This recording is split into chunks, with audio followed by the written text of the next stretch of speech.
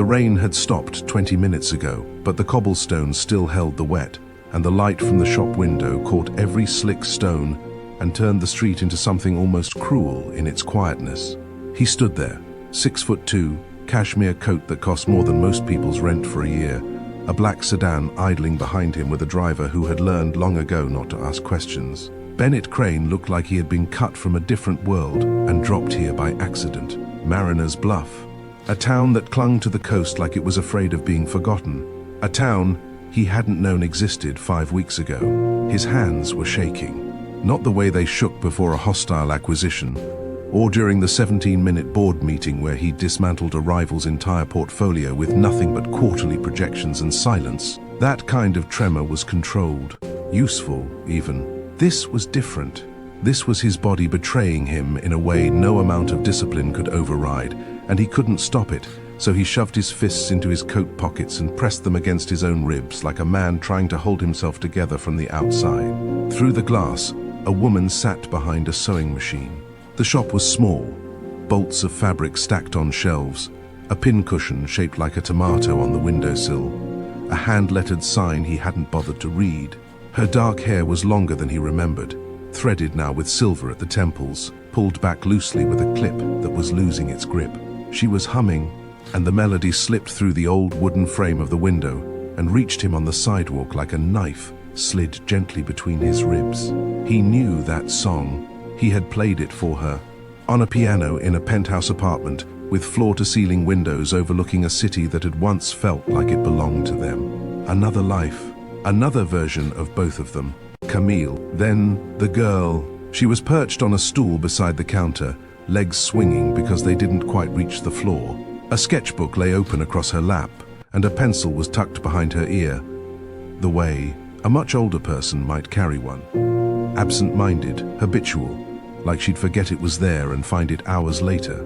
She looked up. Maybe she felt him standing there. Maybe the light shifted. Maybe it was nothing at all.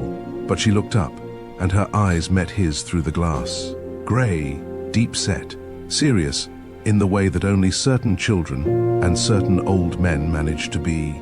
His eyes, his exact eyes, set in a small, unknowing face he had never seen before in his life. Bennett Crane had once stood on the floor of a packed convention center, 1,000 people, cameras, the whole performance, and delivered a keynote without a single note card.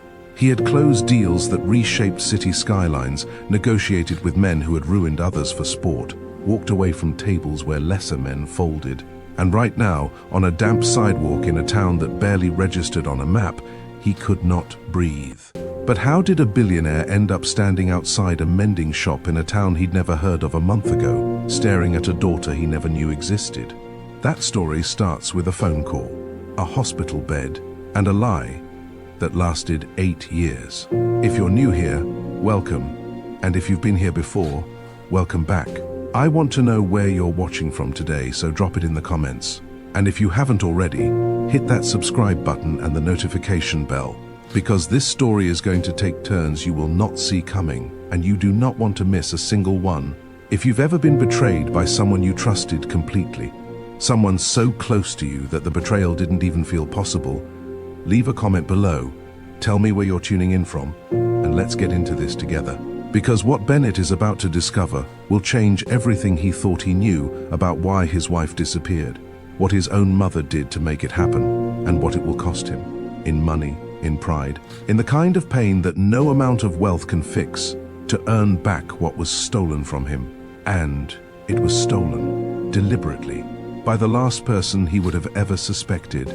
Let's go back to the beginning. 5 weeks before that sidewalk in Mariner's Bluff, Bennett Crane lived exactly the way you would expect a man worth $4 billion to live, and exactly the way you would never want to. The penthouse occupied the entire 62nd floor of a building he owned a controlling stake in, a tower of steel and glass that overlooked a city he had helped reshape one acquisition at a time.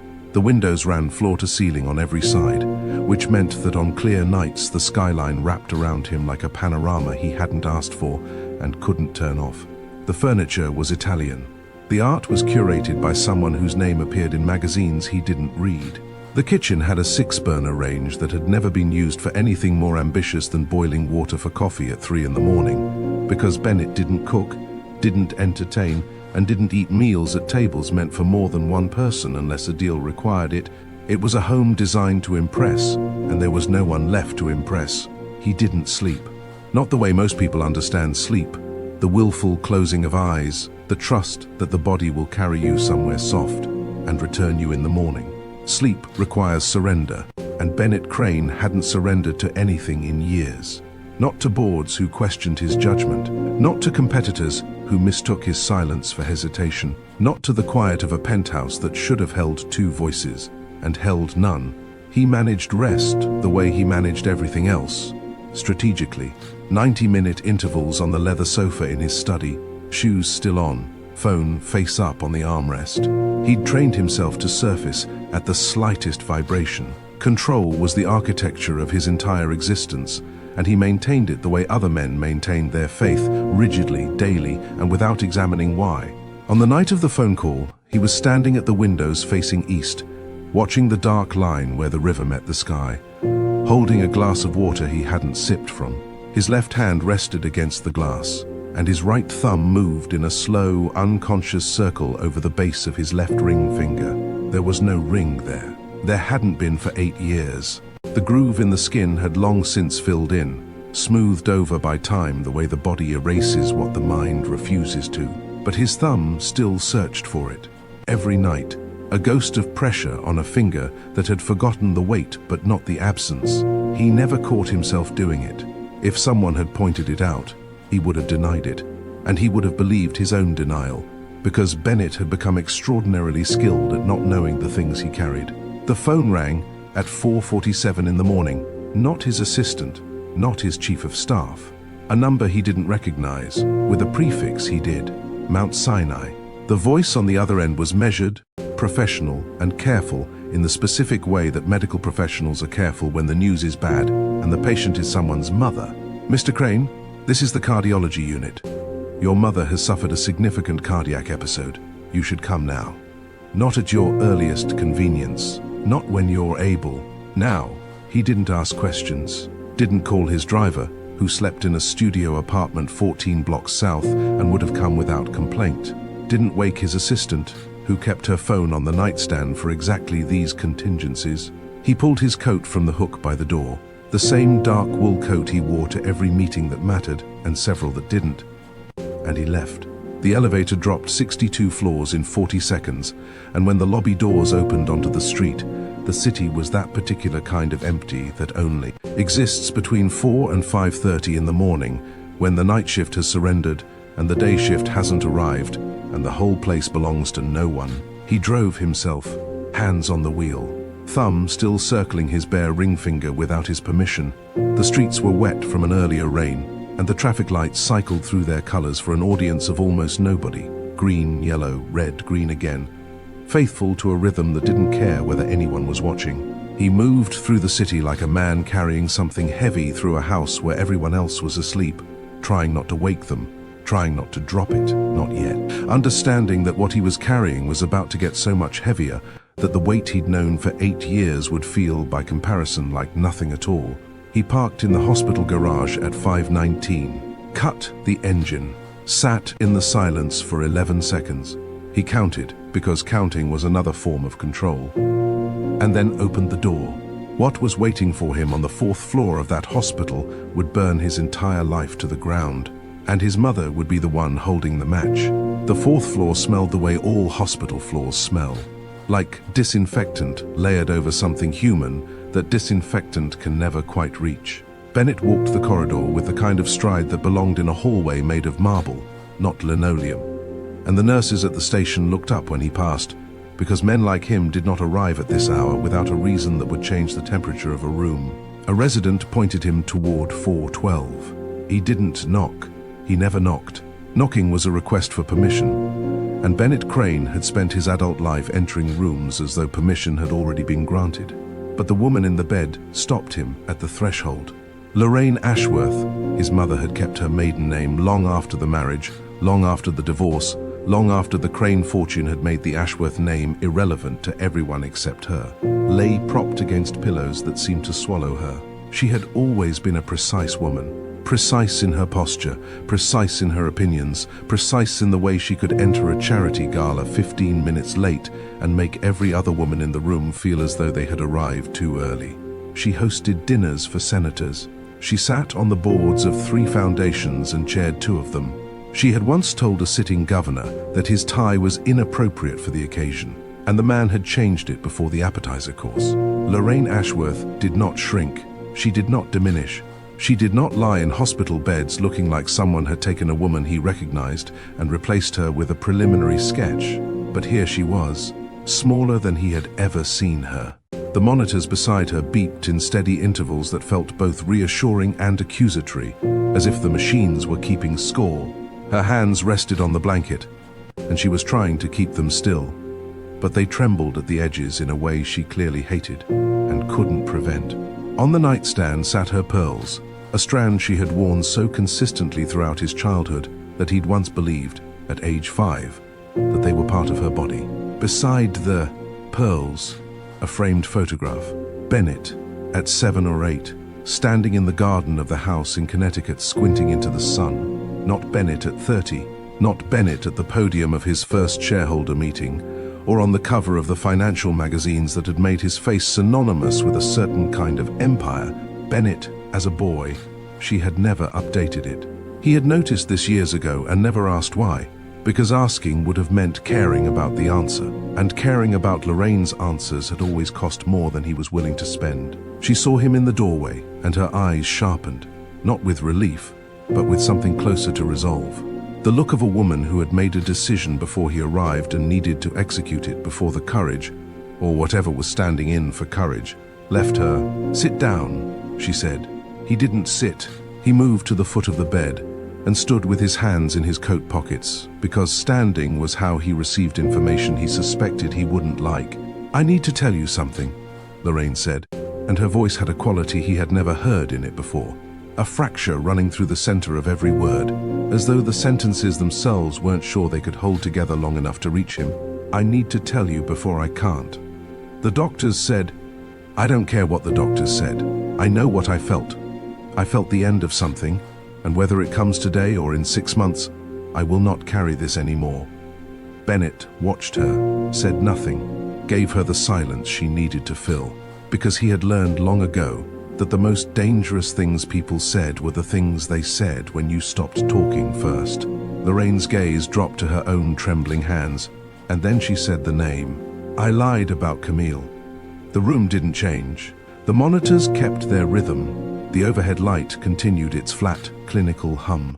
But something inside Bennett's chest locked, a mechanism seizing, a door slamming in a corridor he had spent 8 years bricking shut. He hadn't heard that name spoken aloud in years. He had trained the people around him not to say it. His assistant knew. His attorney knew. Even the therapist he'd seen for 11 sessions before deciding that therapy was just another form of someone else having access to rooms he preferred to keep locked. Even she had learned, by the 4th session, to approach the subject sideways, if at all. Camille was not a topic. Camille was a sealed floor in a building he still owned but refused to visit. And his mother had just kicked the door open. "The photographs," Lorraine continued. And now her hands were gripping the blanket edge, knuckles pale.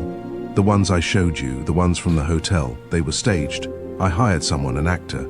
The agency handled the rest. The angles, the lighting, the timestamps, none of it was real. She never betrayed you, not once. Not with anyone, not ever." Bennett didn't move. His face did what it always did when something struck bone. It went still, completely, deliberately still. The kind of stillness that other men in boardrooms had learned to fear, because it meant the calculation had begun, and whatever emerged from the other side of that silence would be final. "She left because of the photographs," he said. Not a question, a statement, spoken to the room, to the air, to the 8 years he had spent believing that the woman he loved had gutted their marriage in a hotel room with a stranger while he was closing a deal in another city. "She left because I told her to," Lorraine said. "I went to her. I showed her what I had. I told her that if she didn't disappear, quietly, completely, without a word to you, I would make sure the photographs went public, every outlet, every magazine.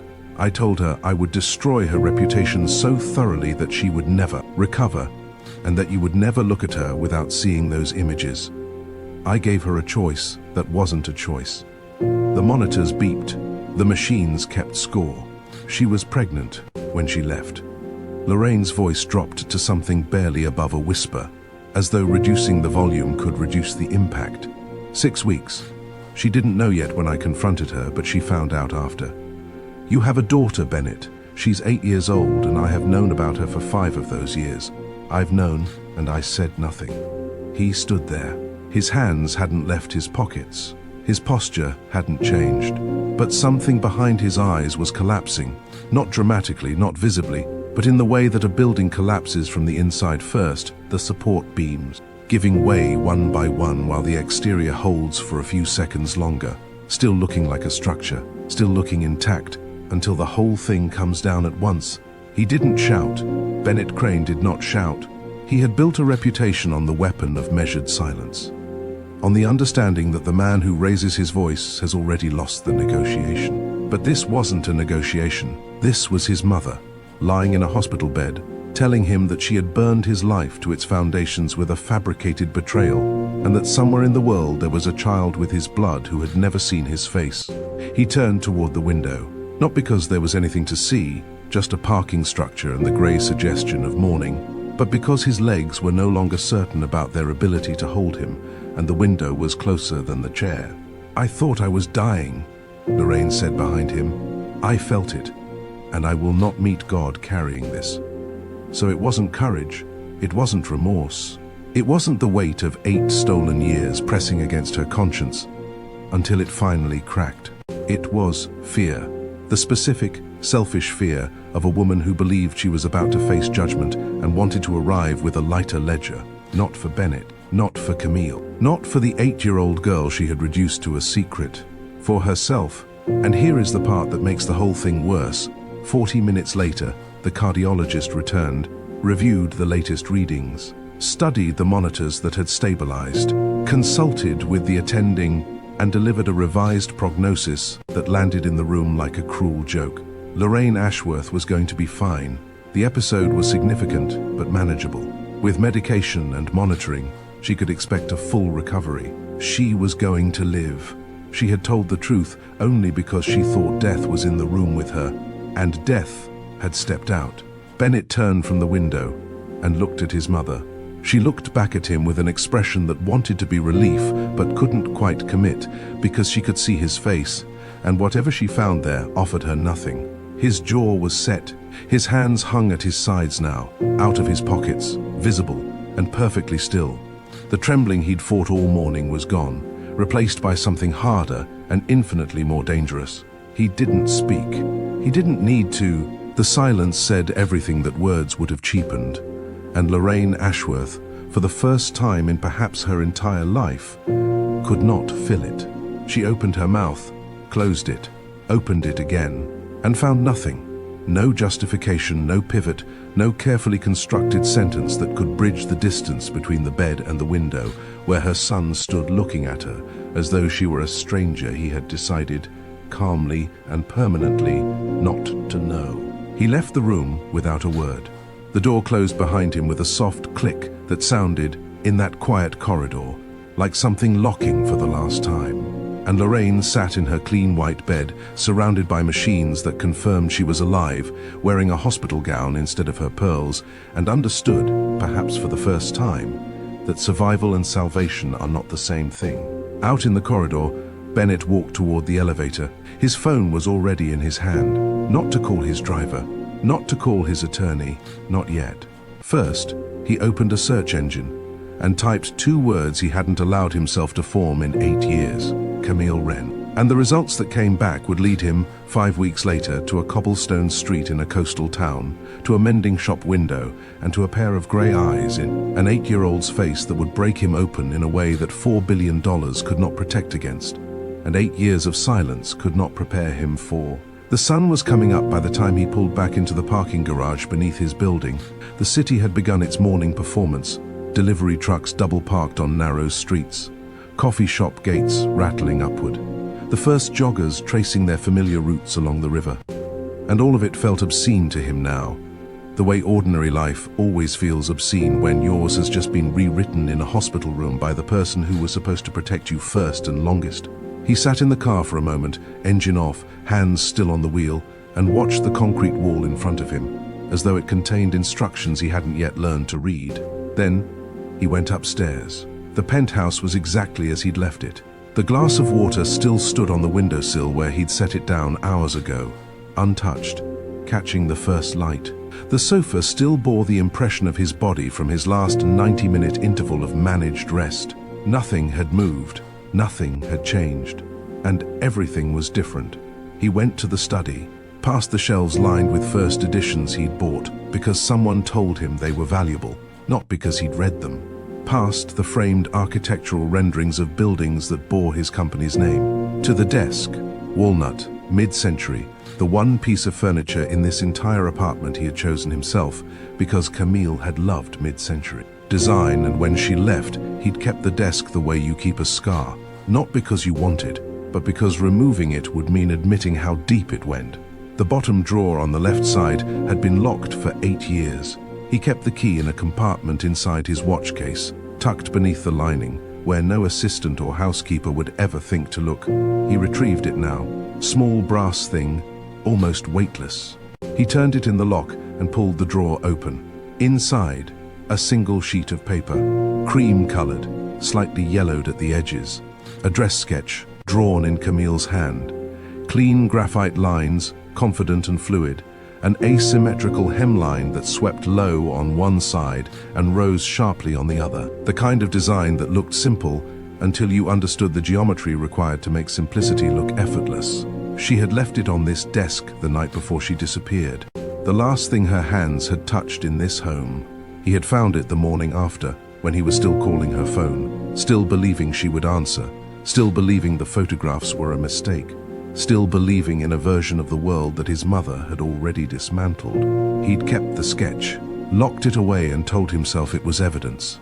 Proof of her presence that he might need someday for legal proceedings, for the divorce he never filed, for reasons that sounded rational when he recited them to himself at 3 in the morning. But it was never evidence. It was the last proof that she had been real, that she had stood in this room, pencil in hand, humming while she drew. And that she had loved him in this space before the world, before his mother, made that love impossible to sustain. He held the paper now and felt the weight of it, which was nothing, which was everything, which was 8 years of silence compressed into a single sheet that smelled faintly of graphite and not at all of her anymore. He set the sketch down on the desk, picked up his phone, scrolled to a contact he hadn't used in over a year. A man who specialized in finding people who had restructured their lives specifically to avoid being found. Private, discreet, expensive in the way that only mattered to people who weren't Bennett Crane. The call connected on the second ring. "It's Crane," he said. "I need you to find someone. She doesn't want to be found." A pause on the other end. Professional, unsurprised. Name? Camille Wren. He said it aloud for the second time in a single morning, after 8 years of silence, and this time the name didn't land like a blow. It landed like a direction, like the first coordinate on a map he was only now beginning to follow. Because somewhere out there, a woman had taken his mother's threat, and instead of fighting it, instead of coming to him, instead of trusting that he would believe her over a set of photographs, she had erased herself, changed her name, presumably, left the city, built a life small enough to hide inside. And she had done all of this while carrying his child, alone, with nothing but the knowledge that the family she had married into had decided she wasn't worth keeping.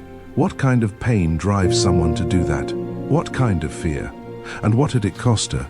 Not in money, because money was his language and had never been hers, but in the daily grinding work of becoming no one, of raising a daughter in the absence of everything she should have had. He didn't know yet, but he was going to find out. And the man who had spent 8 years locked inside his own controlled, curated silence was about to discover that finding Camille Wren was the easy part, the hard part, the part that would cost him more than any deal he'd ever closed, would be convincing her to let him stay. The investigator's name was Harlan Goff, and he was the kind of man who had built a career on the understanding that wealthy people's problems were rarely about money. They were about information, who had it, who was hiding it, and what it would cost to drag it into the light. Goff had worked for Bennett twice before, both times involving corporate matters, both times delivering results within 72 hours. This time, the silence stretched for 3 weeks.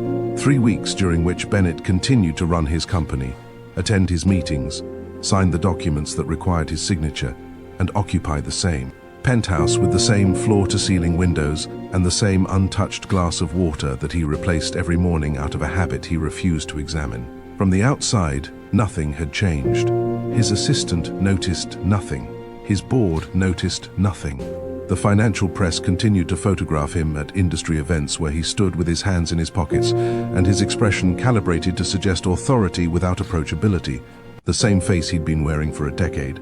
No one knew that every evening, after the last call ended and the last email was sent, he sat at the walnut desk with the locked drawer now open and stared at a graphite sketch of a dress he'd never seen made, waiting for a phone to ring. When Goff finally called, his tone carried the particular caution of a man who had found something larger than expected.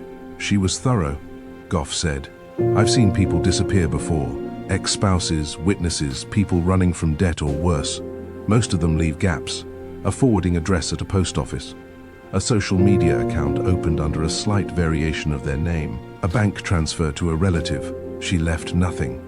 Every account Camille had ever held under the name Ashworth had been closed within 48 hours of her departure.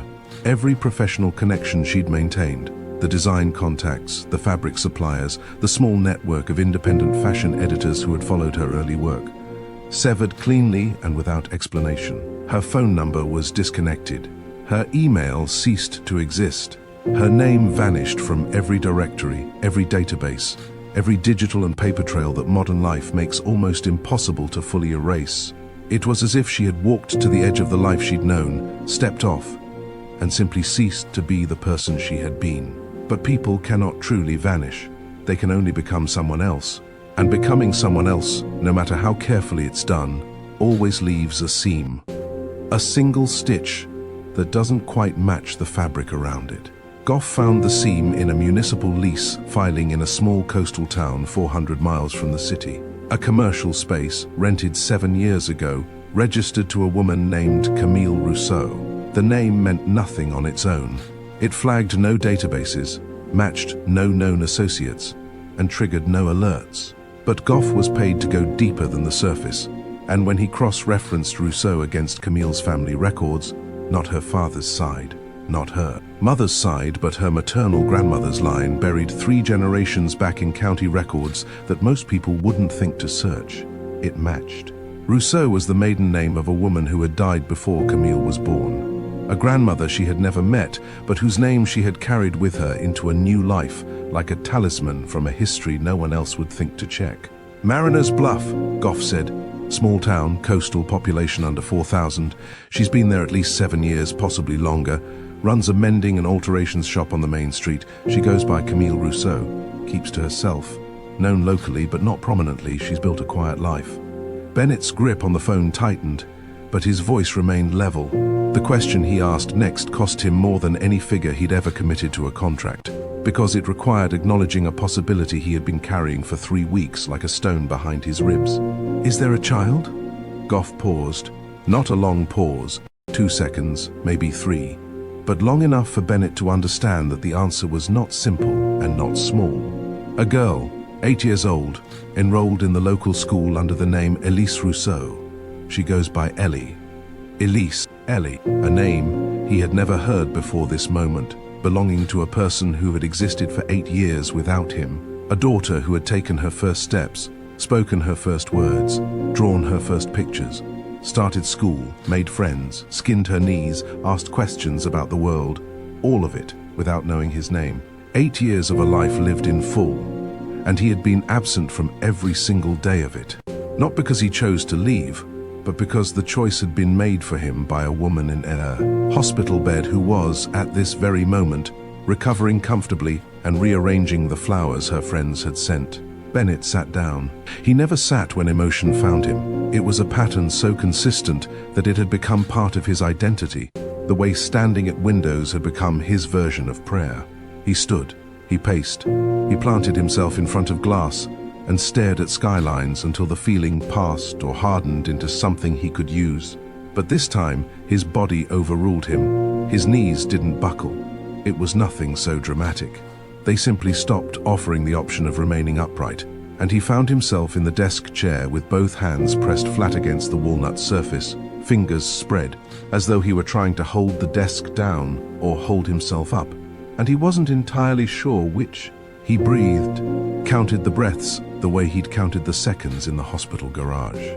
Control, structure, the architecture of a man who was falling apart and building a plan at the same time. "Send me the address," he said. "Nothing else? No surveillance, no photographs, no contact with her or anyone in the town. I'll go myself." Goff, to his credit, didn't question it, didn't suggest a more measured approach, didn't recommend a legal strategy, didn't point out that showing up unannounced in the life of a woman who had spent 8 years engineering her own disappearance might not go the way a man accustomed to controlling outcomes would want it to. He simply said, "You'll have it within the hour," and ended the call.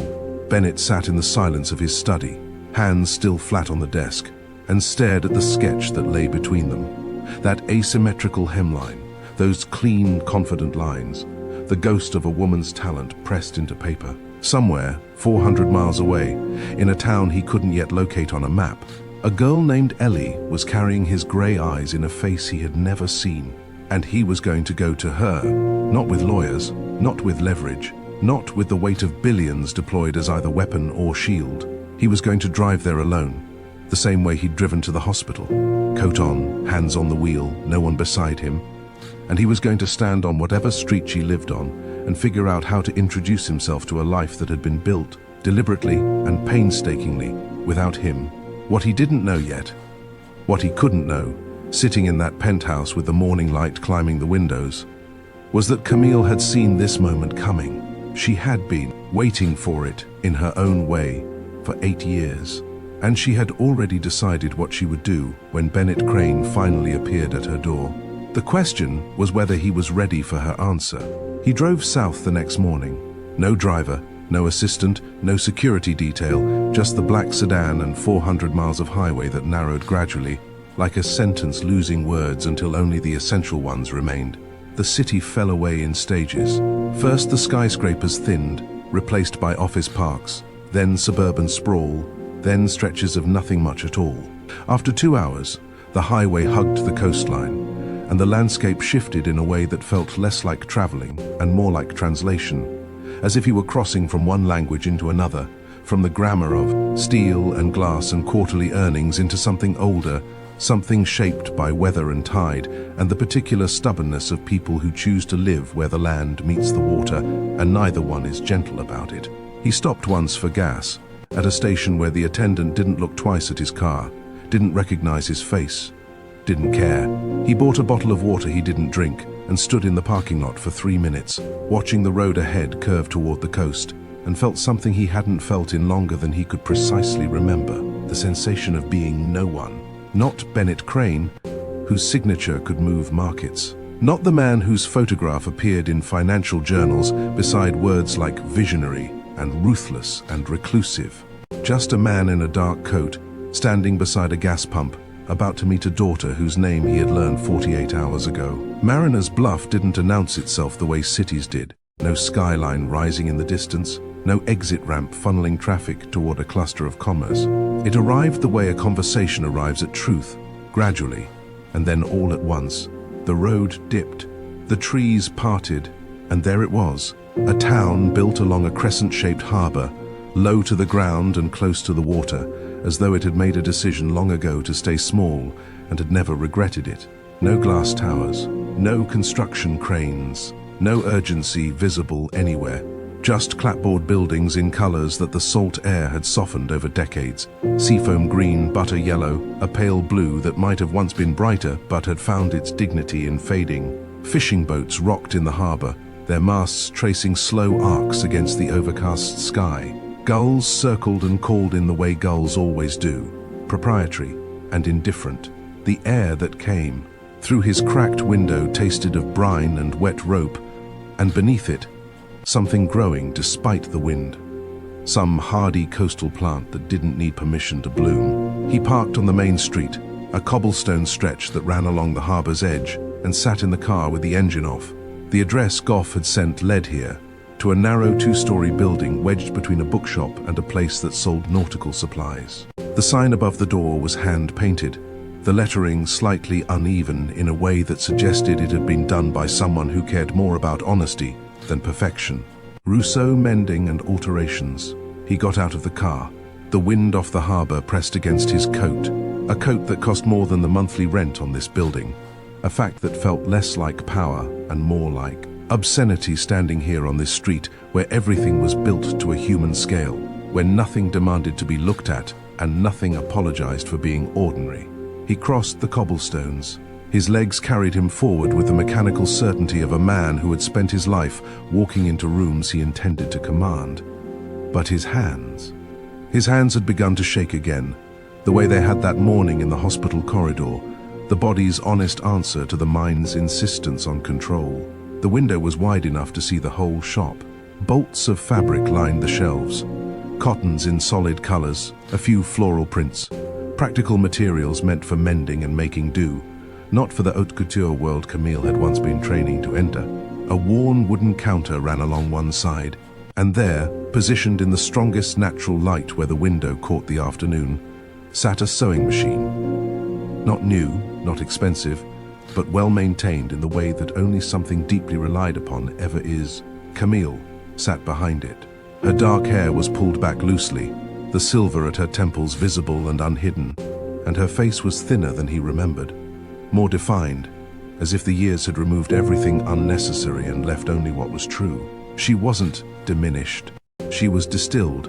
She moved fabric through the machine with hands that carried the certainty of thousands of hours of repetition, the quiet authority of someone who had found work that needed her and had given herself to it completely.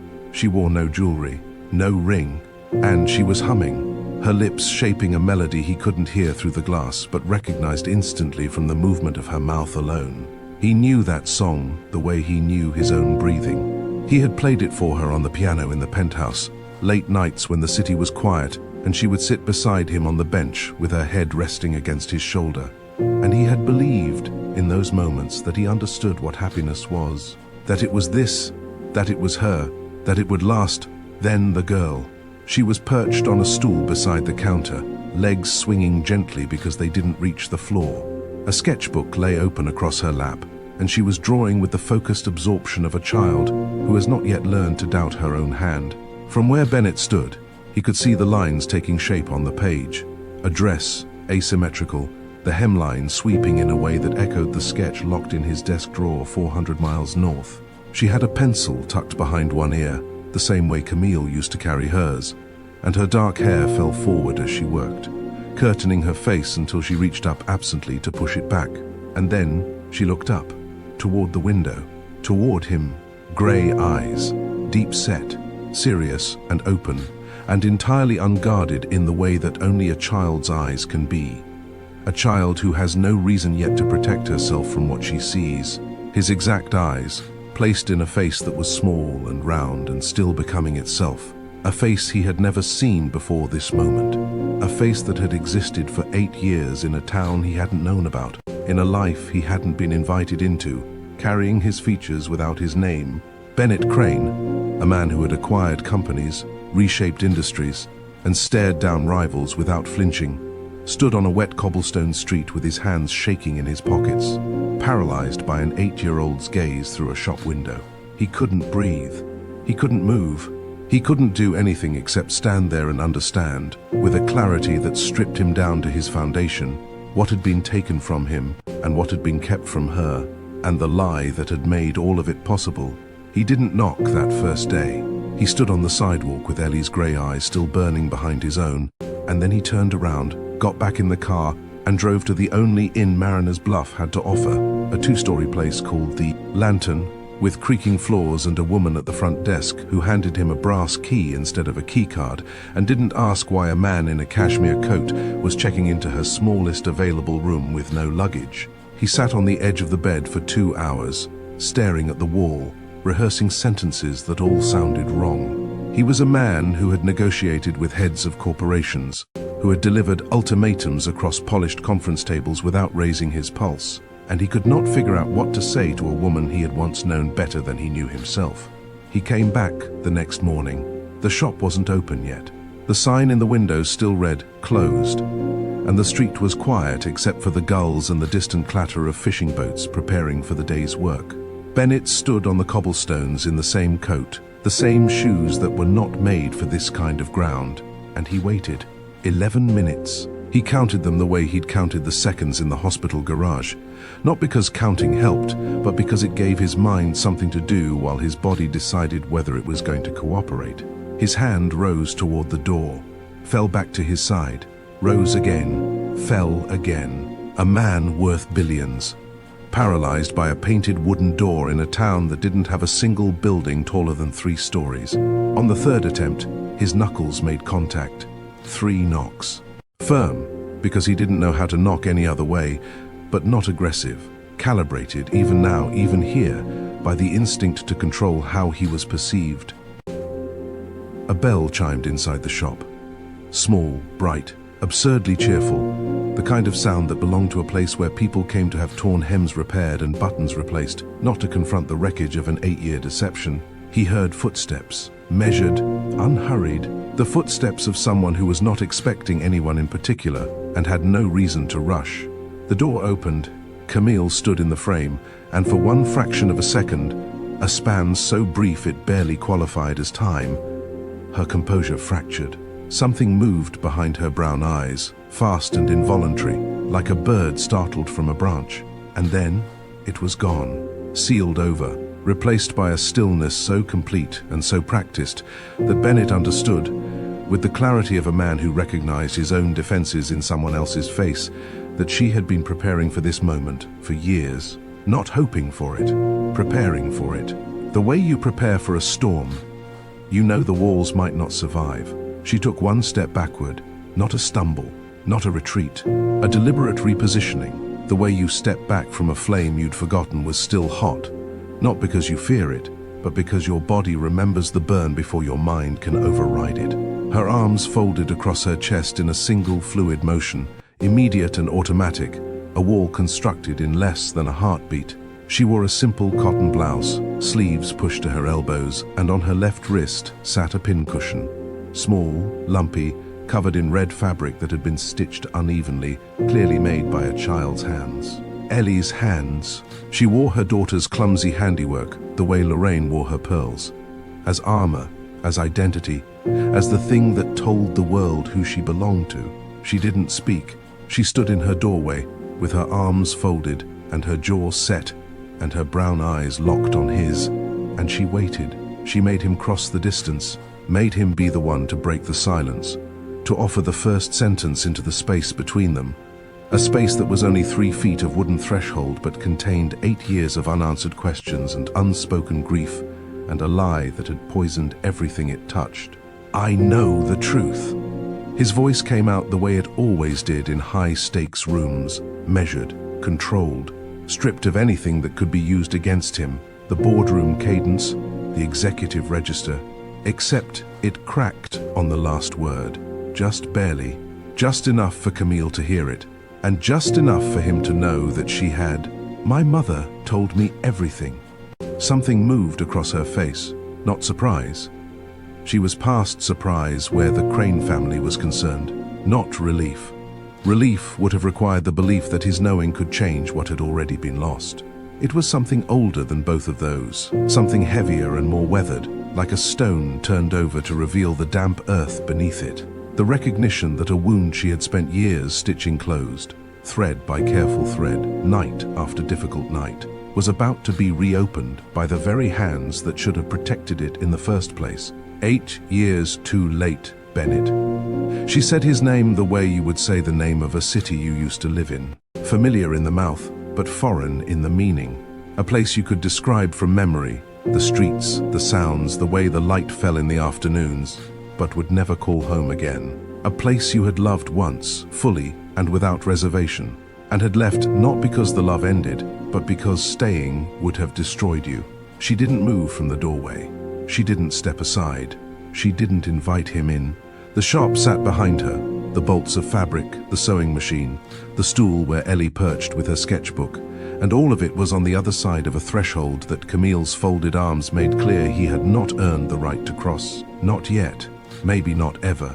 And Bennett stood there, on the wrong side of a door, in a town where his money meant nothing and his name carried no weight, and understood for the first time in his adult life that there was something in this world he could not acquire, could not negotiate for, could not command into existence with a signature or a phone call.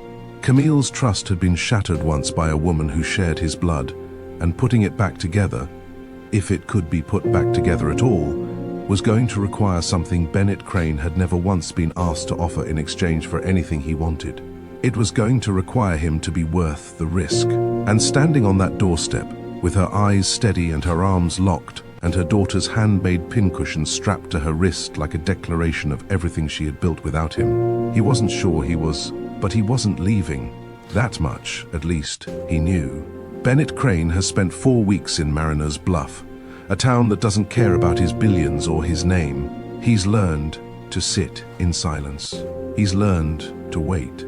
He's watched his daughter draw without knowing who he is, and he's seen the woman he once loved build walls he doesn't know how to climb. In part 2, we saw him confront his mother with a photograph of the granddaughter she helped hide for 8 years. We watched Camille finally tell him what his mother's lie cost her. Everything. Her name, her career, her identity, and we heard the truth that's been sitting between them like a stone. She didn't leave because she stopped loving him. She left because he stopped believing her.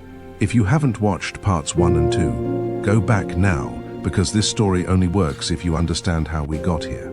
And if you're caught up, hit that subscribe button, because part 3 is where everything changes. Drop a comment and tell me where you're watching from, and whether you think Bennett has earned the right to be called a father yet. Let's get into it. Bennett returned to Mariner's Bluff on Sunday evening, the drive south feeling different than it had 4 weeks earlier. The highway was the same, the landscape was the same, the town appeared on the horizon in the same gradual way, emerging from the coastal fog like something conjured rather than discovered. But he was different. He couldn't name exactly what had shifted, couldn't point to a specific moment or conversation that had rewritten him from the inside out. But somewhere between the hospital room where his mother had confessed and the mending shop where his daughter drew dresses she'd never seen her mother wear, Bennett Crane had started to become someone he didn't entirely recognize. Someone who counted days not in deals closed but in hours spent sitting in a wooden chair, listening to the hum of a sewing machine. Someone who measured success not in quarterly projections, but in the length of time Camille let him stay before asking him to leave. Someone who understood, finally, that the most valuable thing he could offer was the one thing he'd spent his entire adult life refusing to give anyone. His presence, undefended, unstrategic, just there. The Lantern Inn's front porch creaked the same greeting it had given him every day for 4 weeks, and the woman at the desk looked up from her knitting, with the kind of warm recognition that belonged to small towns where a month made you familiar, even if it didn't make you family. "Welcome back, Mr. Crane," she said, and the absence of curiosity in her voice suggested that Mariner's Bluff had decided, collectively and without discussion, to let him be whoever he needed to be without asking why. "Thank you, Mrs. Kowalski," he said, and realized as he said it that he'd learned her name somewhere in the past 4 weeks without consciously trying. The same way. He'd learned the names of the fishermen who docked their boats at dawn and the barista who made his coffee without asking what he wanted anymore, because she already knew. He was becoming part of the pattern here, not central to it. He wasn't naive enough to think a month erased the fact that he was still an outsider, still the man in the expensive coat who didn't quite fit the rhythms of this place. but no longer entirely separate from it either. He climbed the stairs to his room, set his overnight bag on the bed that had become as familiar to him as the king-sized mattress in his penthouse, and stood at the window, looking out at the harbor in the fading light. Somewhere across town, in the apartment above the mending shop, Camille was probably making dinner. Ellie was probably drawing at the small kitchen table, her pencil moving across paper while her mother moved around her, the two of them occupying the same space with the ease of people who had learned to be each other's whole world. And Bennett was here, outside of that world, watching it through windows, literal and metaphorical, the way he'd spent 8 years watching a city from 62 floors up without ever really being part of it. But this time, he wasn't content to watch. This time, he was going to find a way in. Monday morning arrived with rain, not the aggressive downpour that announced itself with thunder and drama, but the patient coastal rain that settled in for hours, turning the cobblestones slick and the harbor gray and the whole town quiet, in the way that rain makes quiet feel intentional rather than empty. Bennett walked to the shop under an umbrella he borrowed from Mrs. Kowalski, his shoes, still too expensive, still wrong for this town, splashing through puddles that had formed in the uneven stones. The bell chimed when he entered, and Camille looked up from her machine with an expression he was learning to read, not surprise anymore.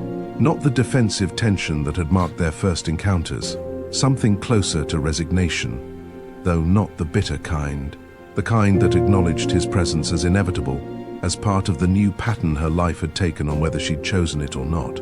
"You're back," she said, a statement, not a question. "I'm back," he confirmed, closing the umbrella and setting it by the door in the brass stand that already held 2 others. Ellie was at her usual post, sketchbook open, but today she wasn't drawing, she was reading. A thick book with a worn cover that looked like it had been checked out of the library more times than the binding could comfortably withstand. She glanced up when he entered, and something passed across her face. Not quite a smile, not quite welcome, but something softer than indifference. "It's raining," she observed, with the seriousness of someone delivering important news. "It is," Bennett agreed, moving to the wooden chair that had become his without anyone ever explicitly saying so. "Is that a good thing or a bad thing?" Ellie considered this with the gravity it apparently deserved. Good for the plants, bad for the boats. Mr. Whitmore says rain like this makes the harbor too choppy to take the nets out, so the fishermen have to wait. "You know Mr. Whitmore?" Bennett asked, though he'd learned over the past few weeks that Ellie seemed to know everyone in Mariner's Bluff, a consequence of being raised in a town small enough that a child walking to school greeted half the population along the way. "He teaches me about knots," Ellie said, returning her attention to her book.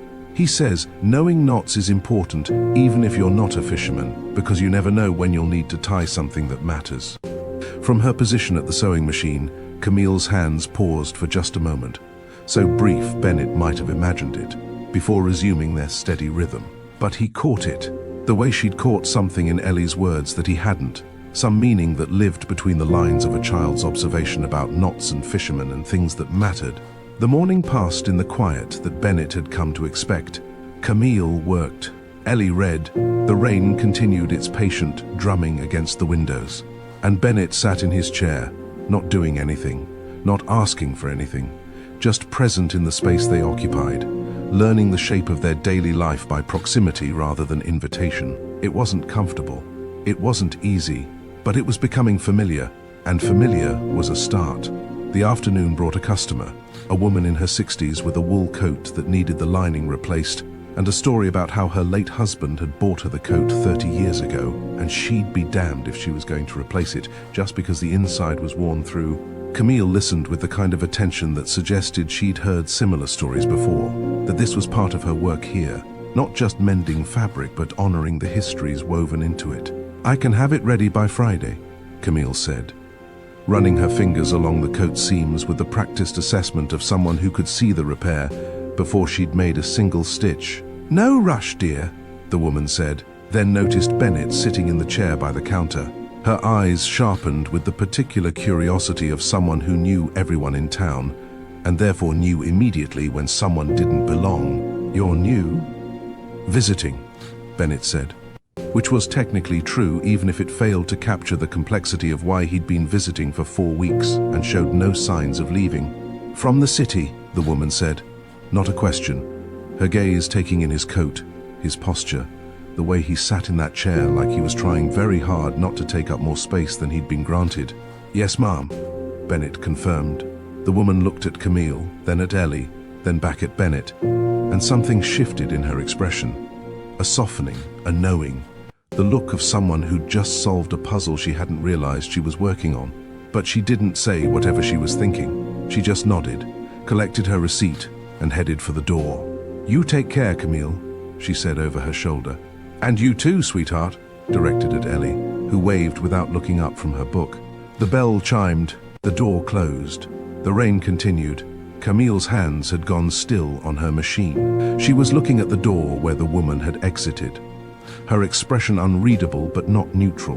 Bennett could feel the question forming in the space between them, could sense that something about that interaction had shifted the equilibrium they'd established. She knows, Camille said quietly, not looking at him. Bennett didn't ask what the woman knew. He understood. In a town this small, where everyone's business eventually became everyone's knowledge, the appearance of a stranger who spent 4 weeks sitting in Camille's shop, who had the same grey eyes as her daughter, who watched them both with the particular intensity of someone trying to memorize what he'd missed. It wouldn't take long for people to add those pieces together and arrive at a conclusion. Does that bother you? He asked. Camille was quiet for a long moment, her fingers tracing the edge of the fabric on her machine in a gesture that looked more like thinking than working. I don't know yet, she said finally. I built this life to be private, to be separate from everything that came before. And now you're here, and people are noticing, and that separation is starting to dissolve whether I'm ready for it or not.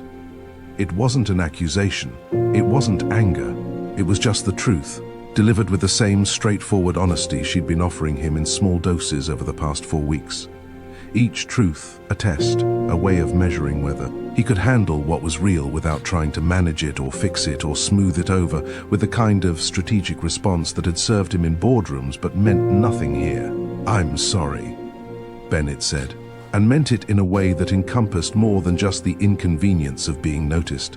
He was sorry for all of it, for the photographs, for believing them, for 8 years of absence, for showing up now when showing up meant disrupting the careful peace she'd built. Camille finally looked at him, really looked at him, not the guarded assessment he'd become accustomed to, but something more direct, more searching. She was deciding something. He could see it happening, could see her weighing options he wasn't privy to, measuring him against some internal standard he couldn't identify but desperately wanted to meet. Ellie asked me about you this morning, Camille said. The words landed in Bennett's chest, like a stone dropped into deep water. He went very still, barely breathing, afraid that any movement might cause Camille to retreat from whatever she was about to say. What did she ask? His voice came out rougher than he intended. She wanted to know why you keep coming back, Camille said. Why you sit in that chair every day.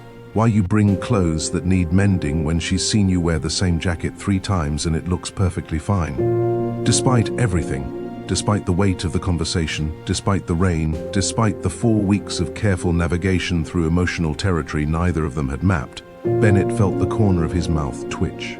She noticed that? She notices everything, Camille said, and there was something in her voice that might have been pride, might have been warning, might have been both. She draws, Bennett, she looks at things, really looks at them. She's been watching you the same way she watches the harbor before she draws it, studying the details, trying to figure out what's true about you underneath what's visible. What did you tell her? Bennett asked, though he wasn't sure he was ready for the answer. Camille's hand moved to her wrist, to the lumpy red pincushion Ellie had made, her thumb pressing against it in a gesture that looked unconscious, protective. I told her you were someone I used to know, someone who wanted to know us now. Used to know, present tense, wanting. It wasn't the whole truth, but it was more truth than Camille had offered before, more acknowledgement that his presence here meant something beyond the surface excuse of mending clothes and sitting quietly. And what did she say to that? Bennett asked. She asked if that was okay with me, Camille said. If it was okay that you wanted to know us. The question hung in the air between them, and Bennett understood that Ellie wasn't the only one asking it. Camille was asking too, in her own way, asking whether she was ready to let this continue, whether the walls she'd built were coming down by choice or by erosion, whether she had any control left over the direction this was heading.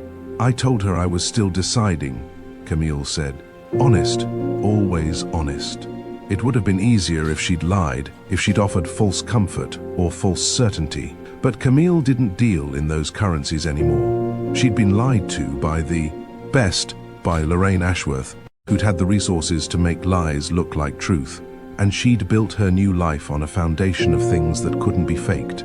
Honest work, honest relationships, honest answers to her daughter's questions, even when those answers were, "I don't know yet."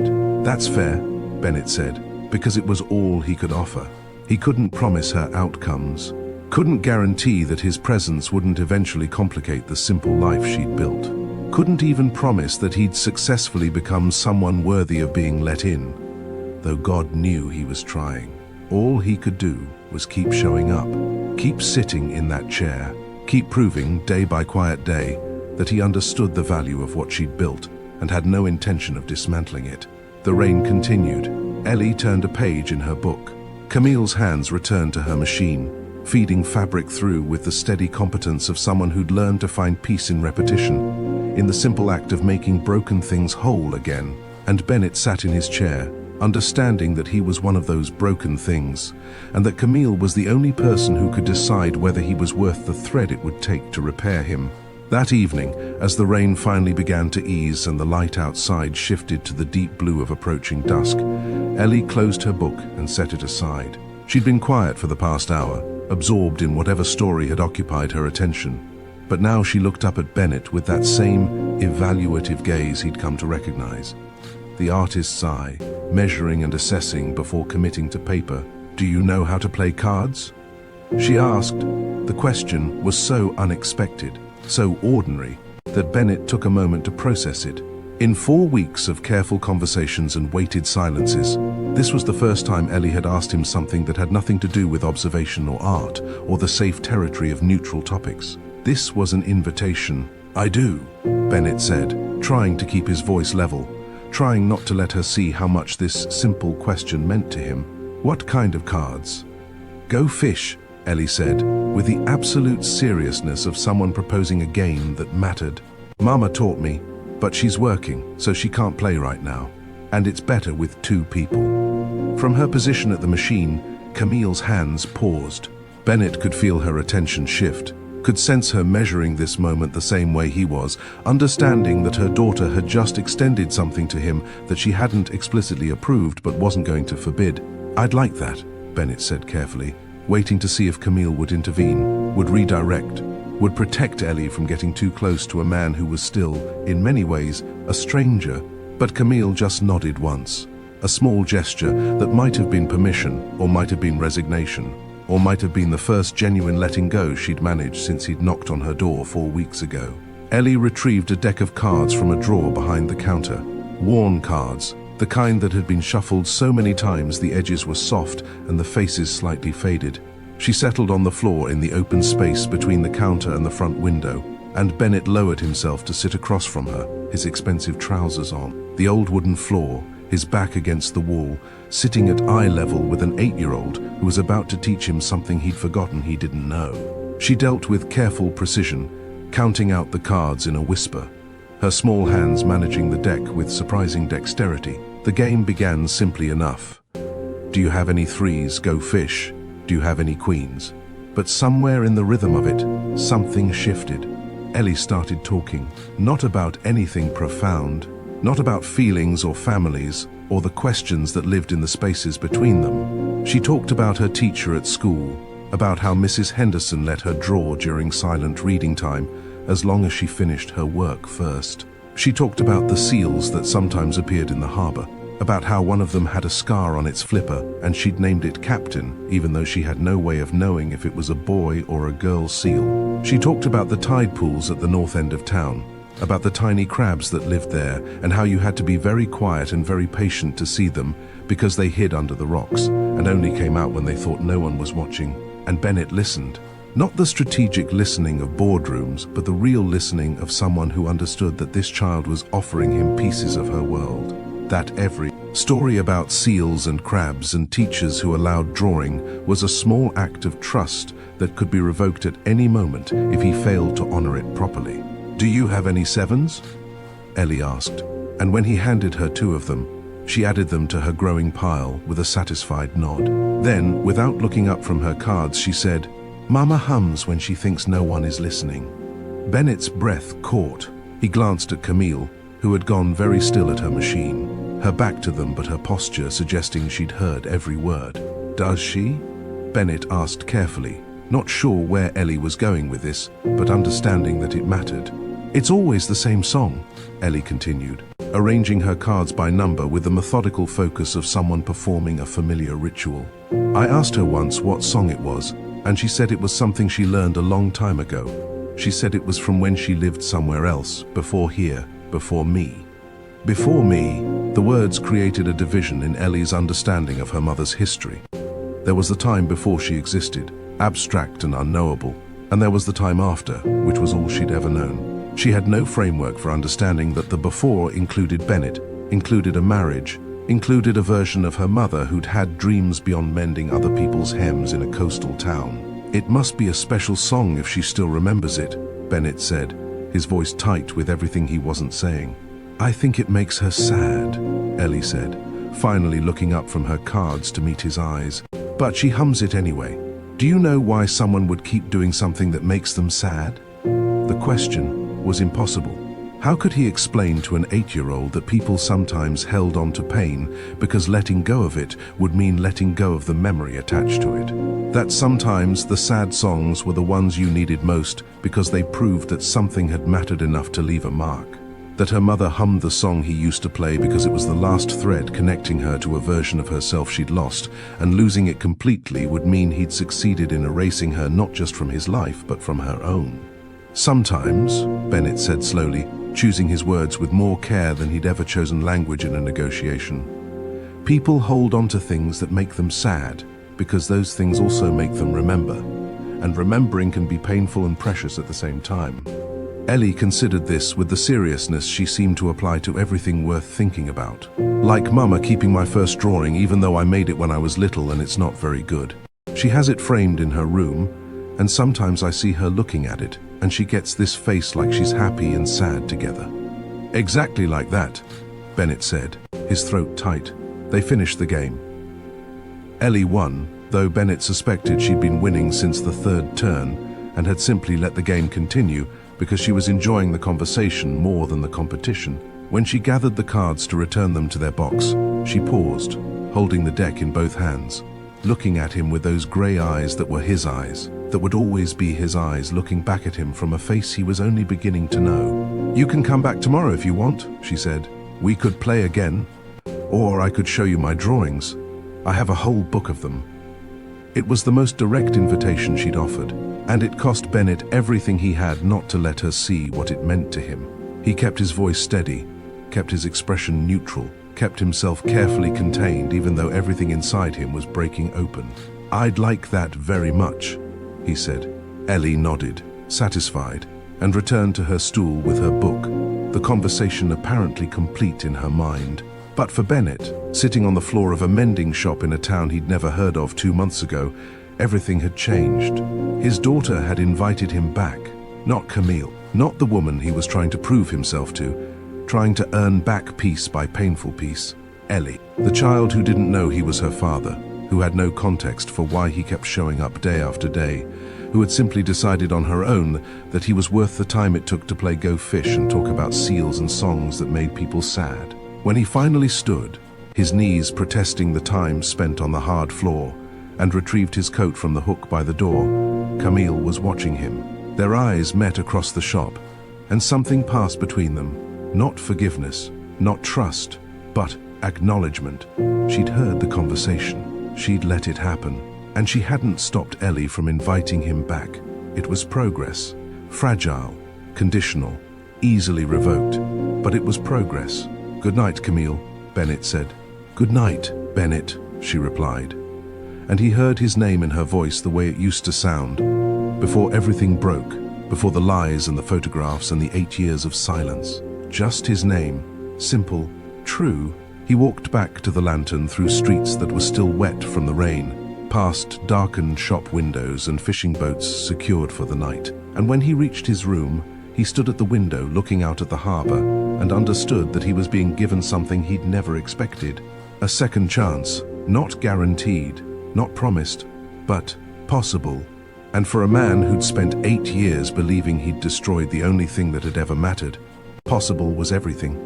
The question came on a Wednesday morning, 10 days after the Go Fish game, on a day that had started like all the others. Bennett had arrived at the shop just after opening, taken his usual chair, watched Camille work while Ellie drew at the counter.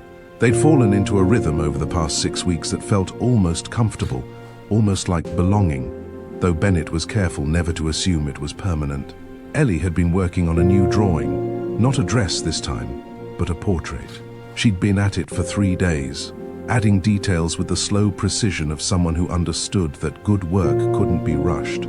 Bennett had watched the image emerge gradually, a woman at a sewing machine, her profile captured in careful graphite lines, her hands positioned on fabric with anatomical accuracy that seemed remarkable for an 8-year-old. It was Camille, rendered with the kind of loving attention that only came from hours of observation, from a child who'd spent her whole life watching her mother work and had learned to see not just the surface but the concentration behind it, the skill in the hands, the particular way Camille tilted her head when she was solving a problem in fabric. "It's beautiful," Bennett had said that morning when Ellie turned the sketchbook toward him, and he'd meant it in a way that went beyond the technical skill visible on the page. "I wanted to get her hands right," Ellie had said, frowning slightly at the drawing as though she'd found some flaw he couldn't see. "Hands are hard. They have all these little bones and the fingers have to look like they're actually holding something, not just touching it." "You got them right," Bennett had assured her. And Camille had glanced over from her machine with an expression that might have been gratitude or might have been something more complicated. The morning had progressed quietly after that. A customer had come in with a bridesmaid dress that needed altering. Too long in the hem, too loose in the waist. Camille had measured and pinned while the young woman talked nervously about the wedding, about her sister, about hoping the weather would hold for the outdoor ceremony planned for next month. Bennett had sat in his chair, present but unobtrusive, learning the rhythms of Camille's work by proximity. Then the customer left, and Ellie set down her pencil and turned to face Bennett with that serious expression that he'd learned meant she'd been thinking about something important and had decided it was time to ask, "Are you my father?" The question entered the room like a hand grenade rolling across the floor. Bennett's breath stopped, his heart stopped. Every system in his body seemed to halt simultaneously, waiting for instructions that his brain was too shocked to provide.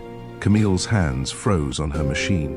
She didn't turn around, but Bennett could see the tension in her shoulders, could sense her entire body going still, the way prey goes still when it knows the predator is close. Ellie waited, patient, serious, her grey eyes, his grey eyes, watching him with the kind of directness that suggested she'd already worked out the answer, but needed him to confirm it.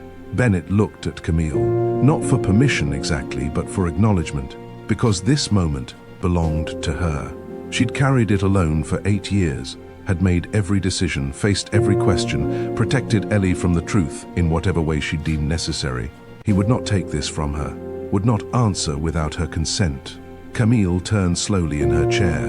Her face was pale but composed, and her eyes, when they met his, held something that looked like resignation, like surrender, like the acknowledgement that this moment was always going to come and there was no preparing for it, no perfect way to handle it, no script that would make it easy. She gave him the smallest nod, a movement so slight it might have been mistaken for a breath, for a trick of the light, for anything except what it was. Permission granted with all the weight of 8 years of solitude and protection and love that had been large enough to fill the space 2 people should have occupied. Bennett turned back to Ellie, his daughter, the child he'd never known existed until 6 weeks ago, who'd been drawing him into her world 1 card game at a time, 1 story about seals at a time, 1 shared afternoon at a time. Without knowing, she was letting in someone who'd been absent from her life, not by choice, but by design. He knelt. The floor was hard beneath his knees, the same worn wood that had held him the first time he'd sat across from her, but this time the posture felt different. Not strategic, not calculated, necessary. He needed to be at eye level with his daughter when he answered the most important question she'd ever asked him. "Yes," he said, one word, the simplest answer to the most complicated question. "Yes, I am your father. Yes, I didn't know about you. Yes, I would have been here if I had. Yes, everything you've wondered about is true, and none of it is your fault, and all of it is going to take time to understand."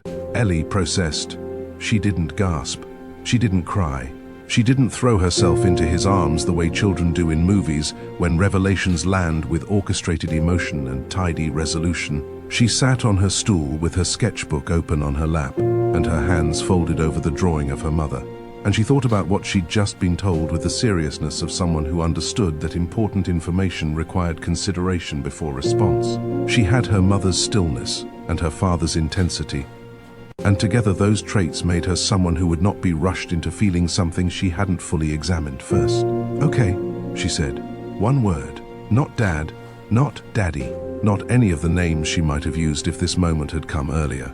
If the 8 years hadn't happened, if the life she knew had included him from the beginning. Just okay. A word tested like a first step on uncertain ground. A word that acknowledged the information, accepted it, and left space for everything that would need to come after. Bennett felt something in his chest crack open. Not break. He'd already broken in the hospital when his mother confessed, had broken again standing outside this shop seeing his daughter's face for the first time. This was different. This was the sound of something locked beginning to open. Hinges moving after years of rust and disuse. A door that had been sealed tight starting to give way. From the doorway to the back room where she'd moved without him noticing, Camille's breath caught. A tiny sound, barely audible, like a thread snapping under tension it was never designed to hold. Her hand rose to her mouth, then dropped to her side, then rose again as though her body couldn't decide what gesture was appropriate for this, and finally settled against her chest, pressed flat over her heart. Her eyes filled. The tears gathered along her lower lashes in a line that trembled but did not break. She would not let them fall. She never let them fall in front of anyone, and she was not going to start now, not even for this. But they were there, proof that beneath all the walls and defenses and careful distance she'd maintained, something in her still felt, still hurt, still hoped. "Okay," Ellie said again, as though confirming her first answer, making sure everyone understood that she'd made a decision, and it stood, then with the pragmatism that seemed to characterize her approach to most things. "Does this mean you're going to stay, or are you going back to the city?" It was the question Bennett should have anticipated, and hadn't. He'd been so focused on the revelation itself, on whether Ellie would accept him, whether Camille would allow it, that he hadn't thought past this moment to the practical implications that would matter most to an 8-year-old. Was he staying? Was he going back? 6 weeks ago, the answer would have been simple.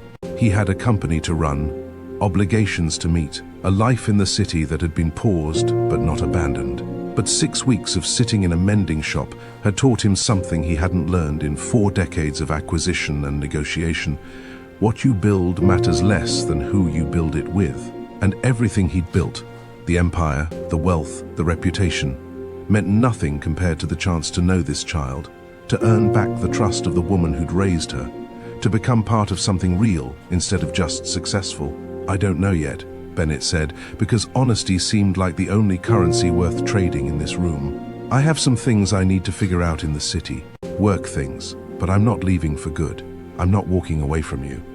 "Okay," Ellie said for the 3rd time, and Bennett was beginning to understand that this was her way of processing, to repeat the same simple word until the information settled into place, until she'd turned it over enough times in her mind to understand its shape and weight and what it meant for her life going forward. She returned to her drawing. Just like that. Question asked, answer received, information catalogued, back to work. As though discovering your father after 8 years was something that could be absorbed and set aside in the same afternoon, filed away to be examined more thoroughly later when there was time and space to really think about what it meant. But her hands, when she picked up her pencil, were shaking slightly. Small tremors that she tried to hide by pressing harder against the paper, by focusing with extra intensity on the line she was drawing. She wasn't as unaffected as she wanted to appear. She was just 8 years old and didn't have the vocabulary yet to articulate what she was feeling. Didn't have the experience to know that it was okay to be confused and curious and maybe a little bit scared all at the same time. Camille crossed the shop floor.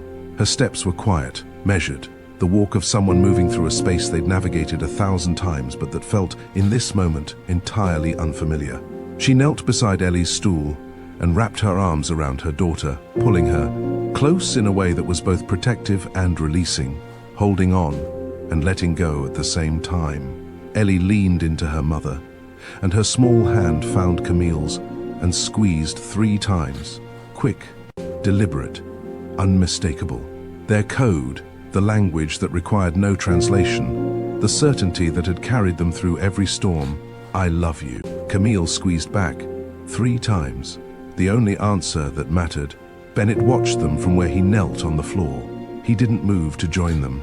Didn't try to insert himself into a moment that belonged to them first and might, eventually, expand to include him. He simply stayed where he was, on his knees in a mending shop in a town that had taught him more about his own life in 6 weeks than 4 decades in the city ever had, and understood that this small, careful beginning was more than he'd had any right to hope for. Ellie pulled back from her mother and looked at Bennett. Her grey eyes studied him with that same evaluative gaze she'd used the first time they met.